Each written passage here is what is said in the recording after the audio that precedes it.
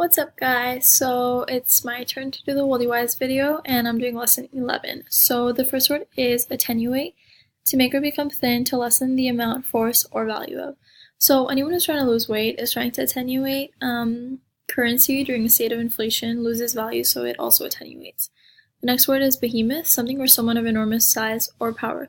So anything that's physically large is a behemoth. The United States is a behemoth because it holds power and has a lot of influence over other countries. Next word is disinter, to remove from a grave or tomb, to dig up. So if I'm trying to dig up a person from their grave or tomb, I am trying to disinter that person. Impinge, to go beyond desirable or established limits, to encroach, to come into contact with, especially forcefully. So this could be used in a good or bad context. To impinge upon something, you're trying to reach a certain goal regardless of the hurdles or limits that are set upon you. You can also impinge upon something and force yourself upon it to come into contact with it. You're not really granted access to it, but you're going to gain access to it regardless. The next word is multifarious, having many forms, varied, versatile. So anything that's diverse, anything that's not just simply only one option, it's multifarious. Anyone who is ethnically diverse is multifarious. The trail mix is multifarious. Yeah.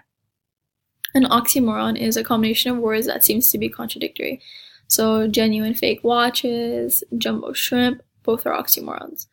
The next word is plentitude, an ample amount, an abundance, self-explanatory. If you have a plentitude of something, you have plenty of something.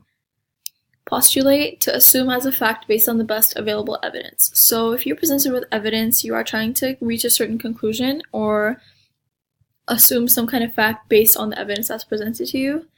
The next definition, something assumed to be self-evident, a fundamental principle. So the postulates of the United States are anything listed in the Bill of Rights, any natural laws that are granted to all American citizens. So the next word is prevail, to prove superior in power or strength. So if you want to prevail, you want to be the victor, you want to win something. You also want it to remain in effect or use. So if you want something to prevail, you don't want it to be temporary, you want it to be long-lasting, you want it to currently be used, and you want it to be widespread.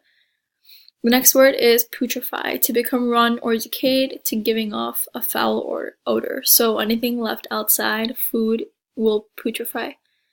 Salubrious, beneficial to health or well-being. So drinking water, getting enough sleep, all the other things we don't do, they are all salubrious. Succulent is fresh and juicy, so fruit in the summer is succulent, yes. Tundra, flat, treeless plains of the Arctic regions. Here's a picture of a tundra. We've all learned about tundras. Unequivocal, leaving no room for misunderstanding, unambiguous. So it's straightforward. Directions on a test are unequivocal. Anything that doesn't cause question or leave room for interpretation is straightforward and unequivocal. Vicissitudes, fluctuations in conditions, changes of fortune. So this could go in just your generic condition way, as in weather. So if you have a change in weather, you have a vicissitude. If you also have a change of fortune, so if your whole life you've been very fortunate and all of a sudden you're unfortunate, it's a vicissitude in your life. Yes, that concludes the video. I hope you enjoyed. It wasn't very long. You're welcome. Yeah. Bye.